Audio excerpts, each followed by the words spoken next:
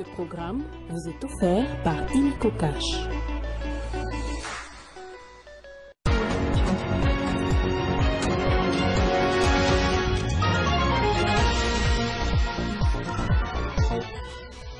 Dans la nuit de samedi à dimanche, des projectiles sont tombés et ont explosé dans quelques quartiers de Goma, une situation qui a terrorisé la population.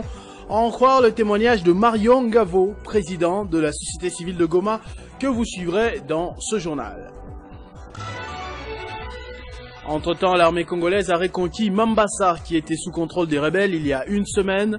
Ce chef-lieu de la chefferie de Bamaté a été reconquis au terme d'intenses combats entre les forces armées de la République démocratique du Congo, appuyées par les jeunes résistants Wazalendo et les rebelles soutenus par les militaires rwandais.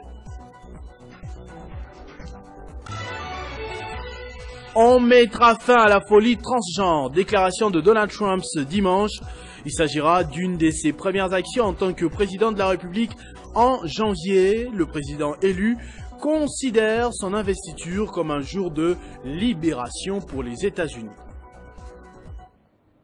Mesdames et messieurs, bonjour. Chiffré à 51 milliards, 553 millions 54 000 francs congolais, le budget de l'exercice 2025 en République démocratique du Congo a été promulgué par le président de la République, Félix Tshisekedi, dans une ordonnance signée ce 22 décembre 2023. Un budget qui entrera en vigueur dès le 1er janvier 2025 et qui a connu de modifications depuis sa présentation à l'Assemblée nationale par la première ministre Judith Suminwa Tuluka le 31 octobre dernier. Les budgets présentés par la chef du gouvernement étaient chiffrés à quelques 49 milliards de francs congolais, souvenez-vous, et il a connu une augmentation de près de 24,1% par rapport au budget 2024. Le Sénat l'a pour sa part revu à la hausse pour qu'il atteigne le montant promulgué. En Ituri, l'armée congolaise a reconquis Mambasa, qui était sous contrôle des rebelles il y a une semaine. Ce chef-lieu de la chefferie dans Bamaté a été reconquis au terme d'intenses combats entre les FARDC appuyés par les jeunes résistants Wazalendo et les rebelles soutenus par les militaires rwandais. Jusqu'à ce dimanche soir, plusieurs sources ont évoqué la présence des militaires congolais aux alentours d'Alimbongo, une localité stratégique perdue par l'armée congolaise une semaine plus tôt. Nous avons joint au téléphone l'élu de Lubero, Obed Simis. Il y a une reprise des combats entre les FARDC et les M23 dans le sud du territoire de Lubero. Les affrontements entre les FARDC, les forces armées de la République démocratique du Congo et les rebelles du M23 se poursuivent toujours très bien dans le sud du territoire de Lubero. Pour la deuxième journée consécutive, l'armée congolaise a déployé au moins des hélicoptères des combats pour pilonner les positions occupées par les insurgés. La situation reste extrêmement tendue dans la région, alimentant les inquiétudes de population locale. Les autorités militaires appellent au moins au calme, assurent que les opérations sont à court pour restaurer la sécurité. Et comme je vous disais, au moins nous sommes en train d'avancer parce que Mambasa est sous contrôle de nos forces FARDC avec nos Wazalendo, mais aussi bientôt nous sommes en train de voir comment libérer Alimbongo. Et une fois libéré Alimbongo, nous allons progresser vers Matembe, récupérer Matembe, ça sera déjà le début de la descente jusqu'à Kanyabayonga. Au Nord Kivu, des habitants de Goma sont restés perplexes suite aux projectiles qui sont tombés et ont explosé dans quelques quartiers de la ville la nuit de samedi à ce dimanche.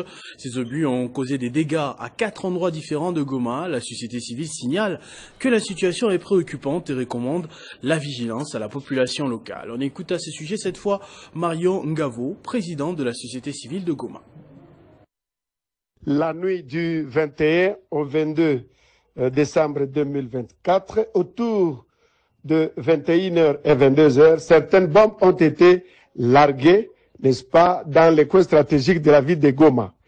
Il s'agit de la maison de M. Fataki, juste à côté du gouvernorat, une autre bombe à côté de la plage du Peuple, une autre bombe au niveau du quartier Mugunga, le quartier qui est au nord-ouest de la ville de Goma. Les bombes sont semblables et jusqu'à maintenant, nous ne savons pas la personne ou le groupe qui aurait largué ces bombes. Parce que jusqu'à aujourd'hui, ces bombes ne sont pas venues ni larguées à partir de ça qui est à 34 km. Mais comme ces bombes-là se ressemblent et comme ça s'est passé la même nuit, nous pensons qu'il y aurait des gens qui seraient dans ce coup. C'est pourquoi la société civile demande aux autorités provinciales et urbaines qui sont en charge des études stratégiques d'artillerie de chercher à savoir qui pourrait être à la base de ça, de contrôler les armes et les munitions et surtout d'interdire la circulation d'armes et de munitions des personnes qui ne sont pas contrôlées par les régiments dans la ville de Goma, mais qui restent au front. Et en cette période de fin d'année, nous demandons, n'est-ce pas, aux gens de ne pas trop fréquenter les lieux publics parce que nous sommes dans une étape critique particulière de guerre. Un déplacement massif est observé actuellement dans la province de Kouango, dans le secteur de Lufuna, suite aux attaques récentes des miliciens Mobondo causant plusieurs pertes des biens. Ainsi, plus de 10 000 déplacés ayant quitté leurs villages respectifs s'est réfugiés dans des zones jugées sécurisées, à savoir la cité de Popokabaka, pour une durée indéterminée. Les cicatrices infligées par les miliciens Mobondo restent indélébiles dans l'âme des habitants des Kouango, plus précisément dans les secteurs de Lufuna. Selon un rapport d'une ONG locale, 10 346 déplacés ont quitté leurs villages respectifs pour se réfugier à la cité Popokabaka, l'une des zones sécurisées. Plusieurs pertes sont enregistrées à ces jours après les passages de ces sinistrés.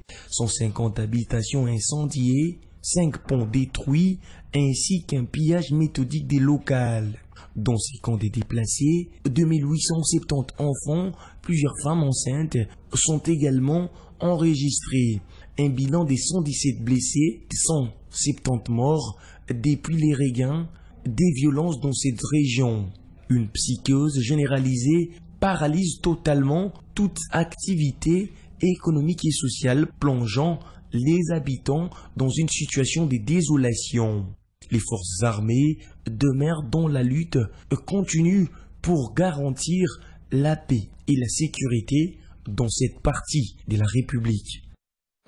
Un port dans la commune de Maluku, dans l'est de Kinshasa, a été fermé ce dimanche sur décision du vice-premier ministre de l'Intérieur et Sécurité, Jacquemain Chabani, après y avoir découvert un circuit de contrebande, a indiqué le ministère sur son compte X. Après fermeture, la sécurité a été renforcée. Une dizaine des conteneurs des marchandises ont été saisis et mis à la disposition des services spécialisés. Ça fait plusieurs semaines que nous avons été alertés et que les services sont derrière un réseau de contrebande qui fait entrer en République démocratique du Congo des conteneurs de la marchandise par des voies non légales. Et nous avons aujourd'hui eu la grâce que nos services ont pu mettre la main sur un déchargement de conteneurs ici à Maluku, dans un port qui n'est pas habilité à faire entrer des conteneurs venant de l'extérieur, donc en international. C'est comme ça que nous sommes venus faire le constat de cette saisie et du scellé de ces lieux.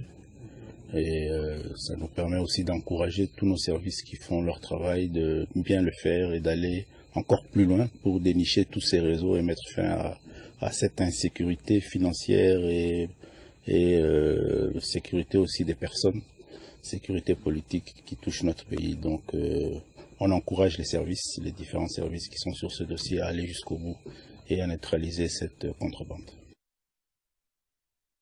Cérémonie de remise reprise entre le comité sortant et le nouveau comité entrant de la force grise de l'Union pour la démocratie et le progrès social s'est tenue ce samedi à la salle Einstein à Gombe. Cette cérémonie solennelle a marqué un moment clé pour la continuité des actions menées par cette branche dynamique du parti présidentiel. Les membres ont exprimé leur gratitude pour les efforts déployés au cours de leur mandat, souligné les avancées réalisées en matière de mobilisation des jeunes et des sensibilisations à l'engagement citoyen. Le nouveau président, Charlie Noël Mouela, a pris la parole pour établir ses priorités axées sur l'unité et la visibilité de la force grise sur toute l'étendue du territoire national. Nous sommes dans la vision de l'implémentation de la nouvelle gouvernance dans notre pays, par nos idées novateurs, par des propositions, des propositions aux différents aux différents gouvernants. Alors, comme je disais tout à l'heure, nous avons trois points majeurs dans notre langage à la force grise. Nous avons la formation, l'expertise et les valeurs. Aujourd'hui, notre pays a un problème majeur de gouvernance. Mais nous, force grise, nous pensons bien que par rapport à la classe politique actuelle et à venir, nous avons à donner par rapport à ce qui est en train de se passer actuellement. À son tour, la présidente du comité sortant, Mireille Moularé, n'a pas manqué de mots pour exprimer sa gratitude envers la structure qu'elle a dirigée pendant 2 ans. Les participants ont ensuite échangé sur les défis à venir, notamment la préparation aux prochaines échéances électorales, tout en réaffirmant l'importance de l'unité au sein des différentes structures du parti. Cette cérémonie s'est clôturée par un appel à la mobilisation de tous les membres pour soutenir les initiatives du nouveau comité et renforcer l'impact de l'UDPS dans la vie politique de la République démocratique du Congo. L'association des anciens du collège Boboto de Kinshasa, ACB en sigle, continue avec son élan de solidarité à leurs formateurs. Ce week-end, elle a organisé la 3e édition du déjeuner de l'unité dans l'enceinte de cette école, une rencontre essentielle pour renforcer les liens entre les anciens et nouveaux élèves, mais aussi les formateurs envers qui ils témoignent la grande reconnaissance pour leur instruction de qualité. Devenus des cadres au pays et ailleurs, les anciens élèves du collège Boboto ont voulu non seulement resserrer leurs liens, mais aussi témoigner leur gratitude à leurs formateurs et encadreurs. Cette activité consiste à ce que les anciens élèves viennent vers leurs anciens formateurs pour leur témoigner une marque de sympathie et de reconnaissance pour la formation, combien importantes qu'ils nous ont transmises. Cette 3e édition du déjeuner de l'unité par l'ACB est motivée par la bonne formation reçue dans cette alma mater. Aujourd'hui, nous sommes indépendants, responsables, et c'est aujourd'hui que nous ressentons la pertinence de la formation qu'ils nous ont eu à nous inculquer. Et partout où nous passons, nous sommes appréciés. Au-delà de l'instruction, le collège Boboto, cette école catholique des jésuites, enseigne aussi des valeurs humaines que les nouveaux élèves sont appelés à pérenniser. Au-delà de l'instruction, il y a des valeurs humaines, des vertus à inculquer dès le bas âge, et c'est ce qui va accompagner. Et ces genres de valeurs, on ne les trouve pas dans toutes les écoles, mais le collège Boboto, on tient compte d'abord des valeurs humaines à transmettre. Un geste de cœur de l'ACB qui a ému l'actuel recteur du collège Boboto. Pour nous, c'est une journée inoubliable de recevoir les anciens, de les voir partir et qui sont revenus ou qui reviennent aujourd'hui pour nous servir, pour partager avec eux ce qu'ils ont appelé eux-mêmes dîner de l'unité, déjeuner de l'unité, pour resserrer nos liens, pour développer encore toutes les actions que nous sommes en train de faire ensemble. C'est une fierté pour nous et une grande joie de nous retrouver avec nos anciens élèves. L'association des anciens élèves du collège Boboto promet de revenir en décembre de l'année prochaine pour plus d'actions de générosité dans leur école. Le président américain Donald Trump souhaite arrêter le délire transgenre. Il a annoncé hier, dimanche 22 décembre, dès son premier jour à la Maison-Blanche le mois prochain, une nouvelle salve du camp républicain contre les droits de la communauté LGBTQ+. Le président élu était l'invité de Turning Point America, une organisation ultra-conservatrice qui défend notamment les valeurs du Parti républicain sur le campus américain. Pour honorer ses promesses pour les 4 ans à venir, le président élu américain Donald Trump a annoncé dimanche son souhait de vouloir arrêter les délires des transgenres dès son premier jour à la Maison-Blanche les mois prochains. Dans une nouvelle salve du camp républicain contre les droits de la communauté LGBT. Publicité, dès son investiture du 20 janvier, Donald Trump promet de signer des décrets pour mettre fin aux mutilations sexuelles des enfants, exclure les transgenres de l'armée et les exclure des écoles primaires, des collèges, des lycées, a martelé le prochain président américain. Sous l'administration Trump, la politique officielle du gouvernement des États-Unis sera qu'il n'y a que 2 genres, masculin et féminin. Du 5 novembre, devant une foule de jeunes conservateurs réunis à Phoenix dans le sud-est du pays. Les traitements médicaux destinés aux mineurs pour changer des genres ou l'accès des femmes transgenres aux compétitions sportives féminines sont des sujets brûlants dans des États polarisés. Les républicains s'opposent aux droits LGBT+, dans les États qu'ils contrôlent, et au Congrès américain, des élus de droit ont voulu bloquer en novembre l'accès aux toilettes pour femmes du Capitole, la première femme transgenre élue à la Chambre, Sarah McBride. Junior Ilunga Makabu a retrouvé le ring samedi devant son public. Après plusieurs années d'absence, le pugiliste congolais a battu l'Égyptien Wadi Atia par KO au 3e round. En football, pas de vainqueur ni de vaincu entre le Tchad et la République démocratique du Congo en match aller des éliminatoires du CHAN 2024. Vous avez compris, c'est l'avant-dernier panorama sportif de l'année. Et Christian Bokaya va également nous parler des championnats européens. Il me rejoint, comme d'habitude, de l'autre côté du plateau. J'ai vu que Jocelyn était déjà pressé de nous balancer ces images du match de boxe. Non, on dit combat de boxe, c'est pas match, hein. Combat de boxe du week-end dernier. Bonjour, joyeux Noël et bienvenue Christian Bokaya. Meilleurs vœux à vous, bonjour, très bien habillé. De plus en plus, Christopher Ochokoum devient le mentor de Christian Bokaya. Je sais pas trop. Sinon, c'est un réel plaisir de vous retrouver dans cet avant-dernier numéro de Panorama Sportif. Je suis très loin, savant du sport, que tu ne l'es déjà, Christian. Donc, sportivement, moi, je n'apprends que de toi. Mentorat, je ne sais pas dans quel domaine, mais bon, peut-être sur les réseaux sociaux, TikTok, tes demandes en mariage spectaculaires, là, peut-être, comme Nathan. On en parlera le 1er janvier. Le 1er janvier, exactement. Ouais. Le 1er janvier, il y aura un plateau spécial avec Christian Bokaya, notamment dans la participation. Mais d'abord, je vois Junior Ilunga Makabu en train de donner des points juste derrière toi. Je crois que c'est dans une des salles, un de ces bijoux que nous a offert l'organisation des Jeux de la francophonie à Kinshasa. Est-ce que c'est là-bas qu'il y avait Jean-David Kilolo aussi? Mais c'est là où il sautait un peu, voilà, pour manifester son soutien, son attachement à ces noblards.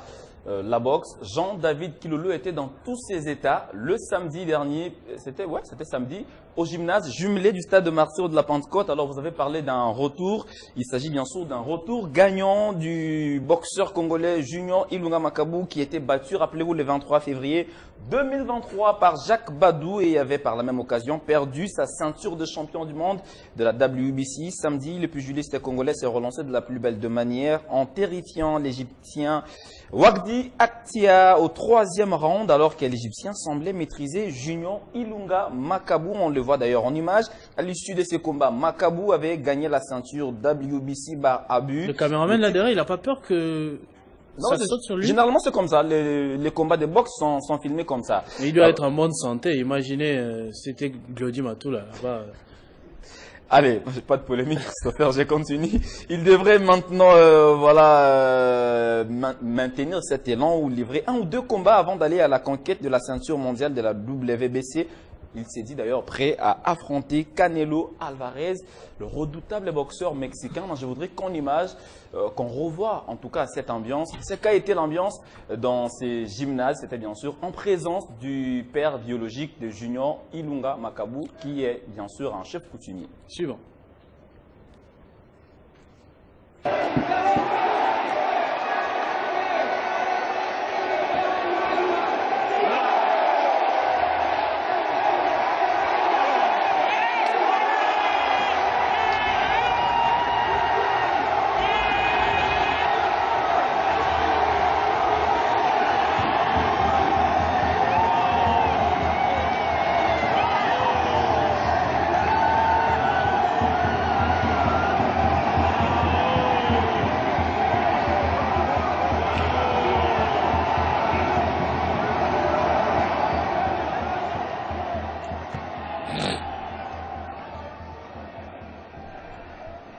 Mais dites-moi, c'est pas un combat arrangé face à un amateur? Est-ce que l'Égyptien était vraiment des tailles, un boxeur redoutable? Vous le connaissez? Vous avez ses stats?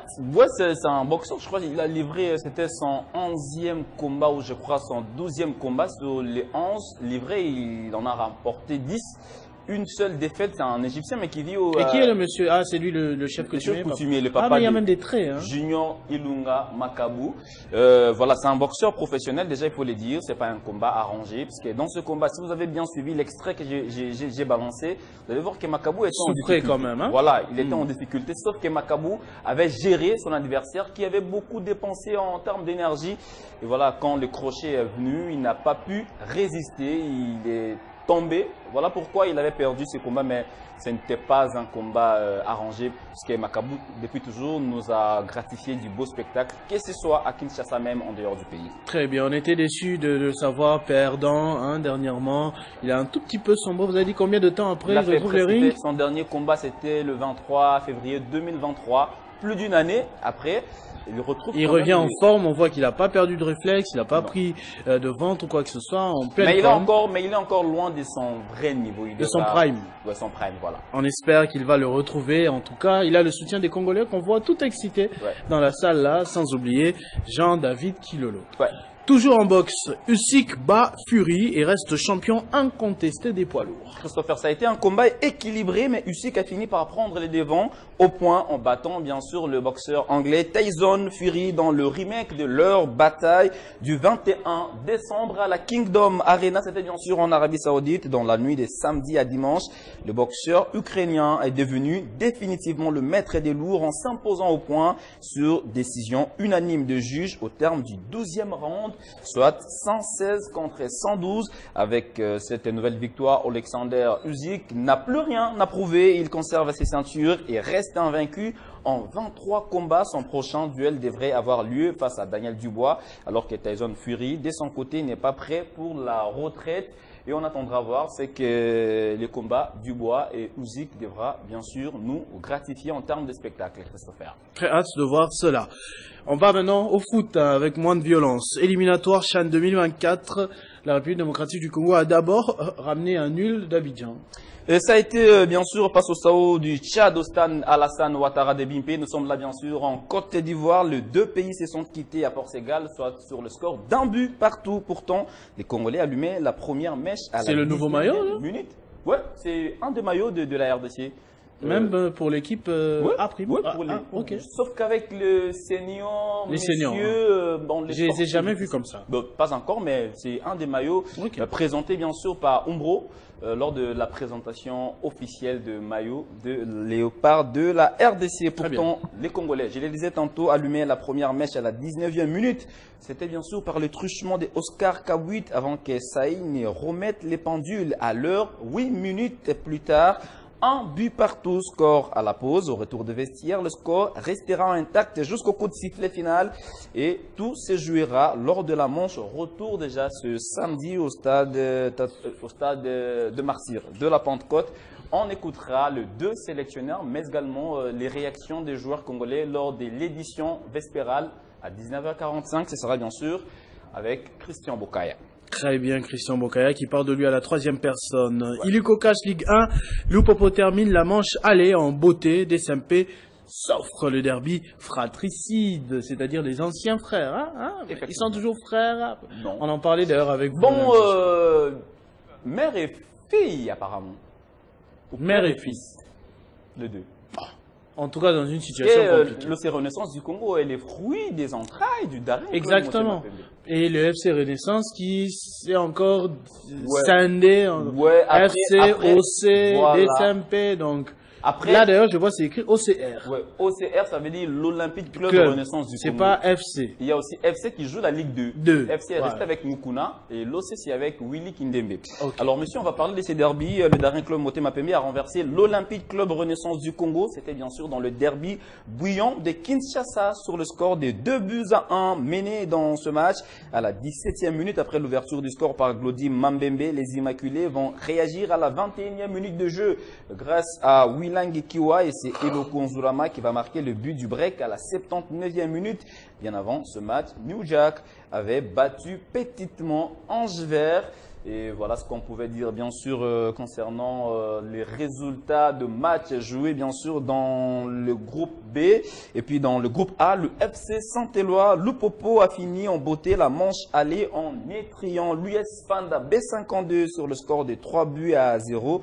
Lors de ce match, Joe Isama Peko a signé un doublé et a été élu homme du match, qu'on peut d'ailleurs voir en image.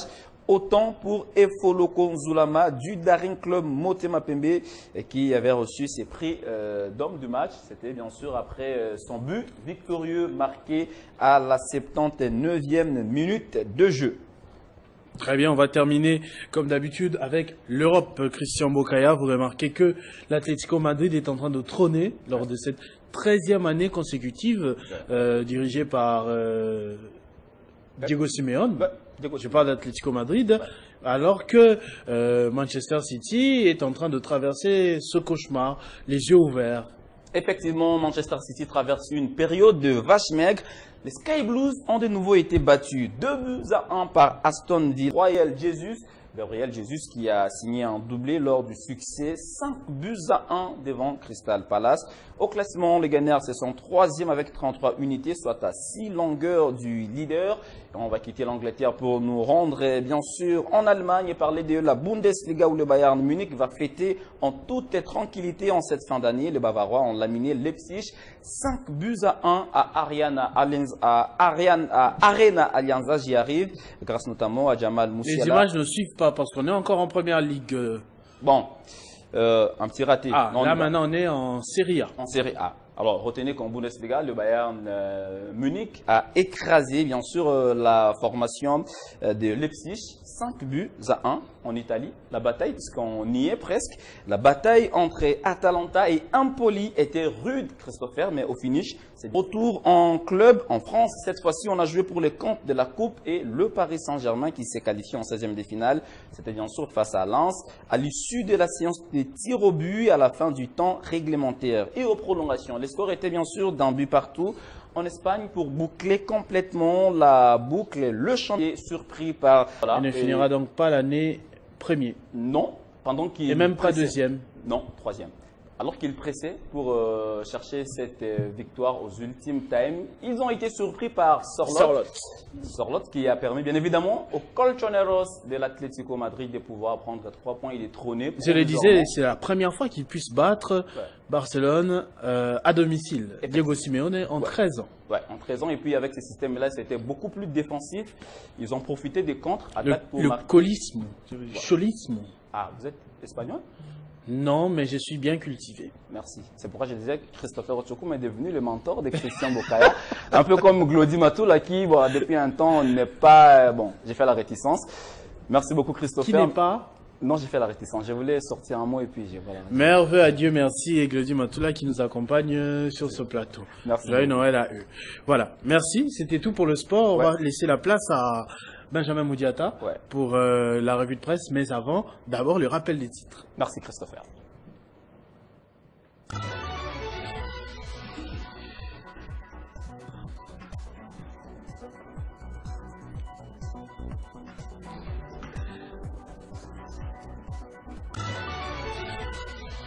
Dans la nuit de samedi à dimanche, des projectiles sont tombés et ont explosé dans quelques quartiers de Goma. Une situation qui a terrorisé la population, à en croire le témoignage de Marion Ngavo, président de la société civile de Goma. Entre-temps, l'armée congolaise a reconquis Mambasa, qui était sous contrôle des rebelles il y a une semaine. Ce chef-lieu de la chefferie de Bamaté a été reconquis au terme d'intenses combats entre les FARDC, appuyés par les jeunes résistants Wazalendo et les rebelles soutenus par les militaires rwandais. On mettra fin à la folie transgenre. Déclaration de Donald Trump ce dimanche. Il s'agira d'une de ses premières actions en tant que président de la République en janvier. Le président élu considère son investiture comme un jour de libération pour les États-Unis. Ne nous quittez pas, la revue de presse tout de suite avec Benjamin Moudiata.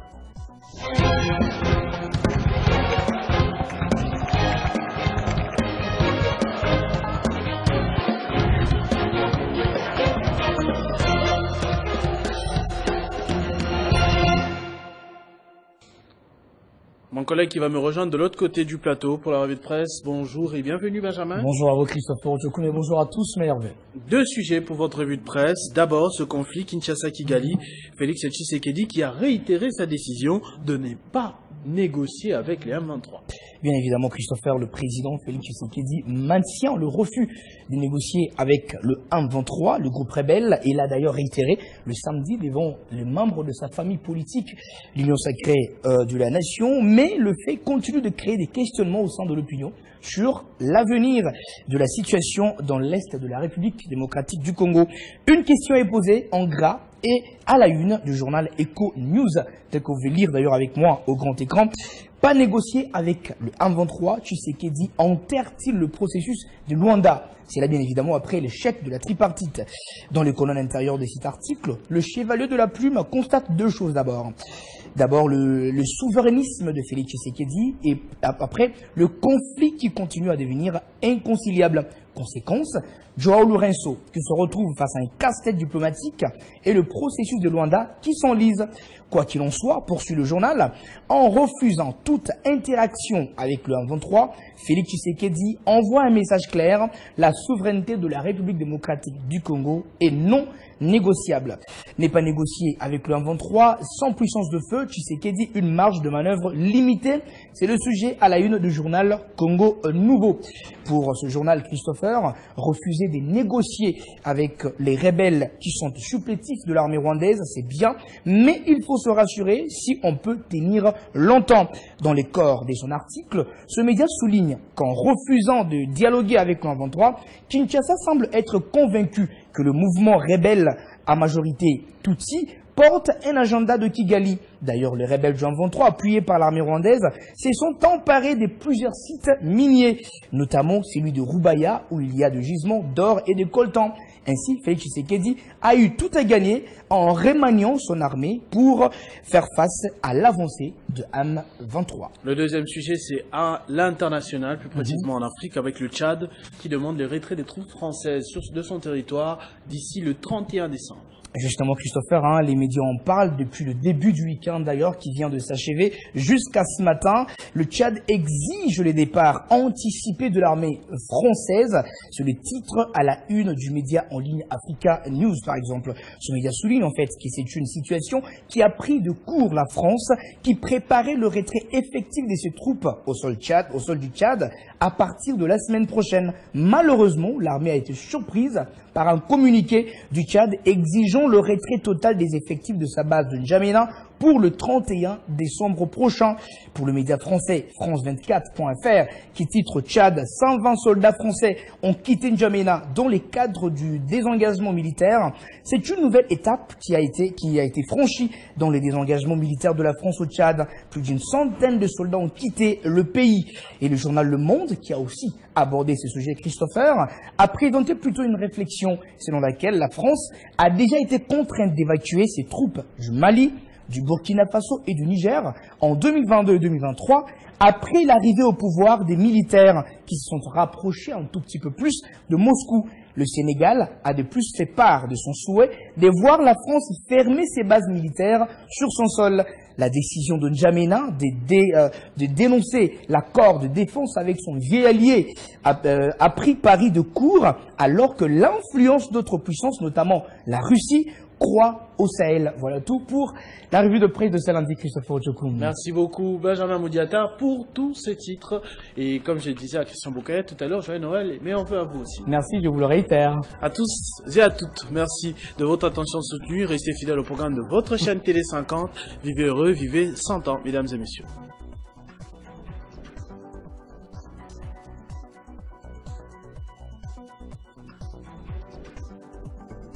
Retrouvez toute l'actualité en continu sur www.tele50.cd. Ce programme vous a été offert par Incocash.